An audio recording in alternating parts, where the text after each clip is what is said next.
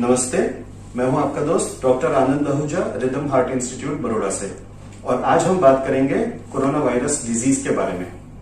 आप सभी जानते हैं कि अभी फिलहाल कोरोना वायरस की दूसरी लहर यानी कि सेकेंड वेव चल रही है, जो पूरे भारतवर्ष में बहुत बड़ा कहर बन के आई है और हजारों मरीजों को ये बीमारी लग रही है।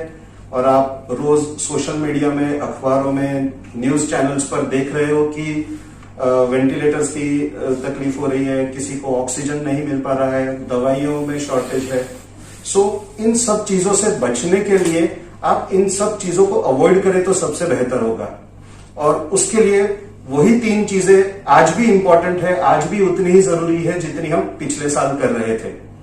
पिछले साल हमने जितना जोश से इन तीनों नॉर्म्स को अपनाया था, आज उससे डबल जोश से इनको अपनाने की जरूरत है। जैसे कि मास्क पहनिए, अगर हो सके तो 2 मास्क पहनिए, 2 गज की दूरी जरूरी है और हमेशा पालन करिए। सिर्फ बाहर ही नहीं, लेकिन किसी घर में भी अगर बहुत सारे सदस्य हैं तो ऑलवेज कीप सम डिस्टेंस। और तीसरा, अपने हाथ को बार बार साबुन से या तो सैनिटाइजर से साफ करते रहिए, धोते रहिए। अगर आप इन 3 चीजों का पालन करेंगे तो आपको हॉस्पिटलों की तरफ जाने की जरूरत नहीं पड़ेगी, कम पड़ेगी। और अगर किसी वजह से अगर आपको ये इन्फेक्शन या ये संक्रमण हो गया तो बिना किसी हिचक के, बिना किसी देरी किए तुरंत आप नजदीकी डॉक्टर के पास या हॉस्पिटल के पास जाइए। जो भी जरूरी टेस्ट है, अगर वो जरूरी है तो वो आप करवाएं। स्वास्थ्य केंद्रों में, गवर्नमेंट सेंटर्स में ये सारे टेस्ट आपको फ्री में भी मिल सकते हैं, सो फाइनेंस का इतना इश्यू नहीं है। 100 में से 80-85% केसेस, 90% केसेस बहुत माइल्ड होते हैं, इसलिए कोई मेंटल स्ट्रेस रखने की जरूरत नहीं है, कोई टेंशन करने की जरूरत नहीं है। हम ये भी देख रहे हैं कि लोग काफी डिप्रेस हो जाते हैं या काफी उदास हो जाते हैं, तो उससे भी आप बचिए, क्योंकि 100 में से 80 से 90% लोगों को सिर्फ ये माइल्ड इन्फेक्शन होता है। रेयर केस में ये सीवियर होता है, जिनको ये ऑक्सीजन की या वेंटिलेटर की जरूरत पड़ती है। ऐसे केस 10 में से 5-7 या 10% से ज्यादा नहीं होते। एक और चीज का मैं आपको ध्यान दूंगा कि जब भी आपको मौका मिले, आप जल्द से जल्द अपने वैक्सीन के दोनों डोजेस कंप्लीट करिए। वैक्सीन पूरी तरह से सेफ है, साइड इफेक्ट्स बहुत मामूली होते हैं। ज्यादातर लोगों को 70, 80, 90% लोगों को सिर्फ 1 या 2 दिन तक बदन दर्द होगा, हाथ पैर दुखेंगे या बुखार आएगा, जिसको आप आराम से ठीक कर सकते हैं। इससे कोई नुकसान नहीं होता, इससे घबराने की कोई जरूरत नहीं है। जो भी आप क्लॉट्स की बातें सुनते हैं, ये बहुत रेयर होता है।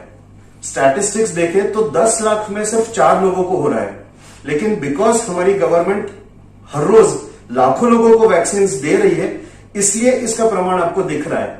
बट इसका स्टैटिस्टिक्स देखेंगे तो ये बहुत ही ज्यादा सेफ है। दूसरी बात, हमने ये भी नोट किया है कि इस साल हेल्थ केयर वर्कर्स को दोनों वैक्सीन डोजेस मिल चुके हैं, और जो लोग वैक्सीन ले चुके हैं उनमें कोरोना वायरस डिजीज होने का प्रमाण पिछले साल के मुकाबले बहुत कम हुआ। मुझे बताते हुए बहुत खेद है कि पिछले साल भारत में 735 डॉक्टरों की मृत्यु हुई कोरोना वायरस डिजीज की वजह से। इस साल बहुत कम हुआ है, क्योंकि इस साल ज्यादातर डॉक्टर्स और नर्सेस को ये वैक्सीन के दोनों डोसेस मिल चुके हैं। सो आपको भी जब भी ये मौका मिले, जब आपका नंबर आए, प्लीज इससे घबराइए मत, इससे डरिए मत, और बिना किसी मिसअंडरस्टैंडिंग के आप अपने दोनों डोसेस सेफली ले सकते हैं। अगर आपके मन में कोई सवाल या संकोच है तो अपने डॉक्टर से बात करके इसको क्लियर कर लीजिए, पर वैक्सीन से दूर मत रहिए। और अगर आपको कोरोना हो जाता है तो मेरा सुझाव है कि स्ट्रिक्टली 1 से 2 हफ्ते तक आप अपने आप को घर में आइसोलेट करें। अगर आपको ज्यादा सिम्टम्स है तो तुरंत डॉक्टर के पास जाए, हॉस्पिटल में जाए और अपना पूरा इलाज कराइए। अपने परिवारजनों से भी दूर रहिए।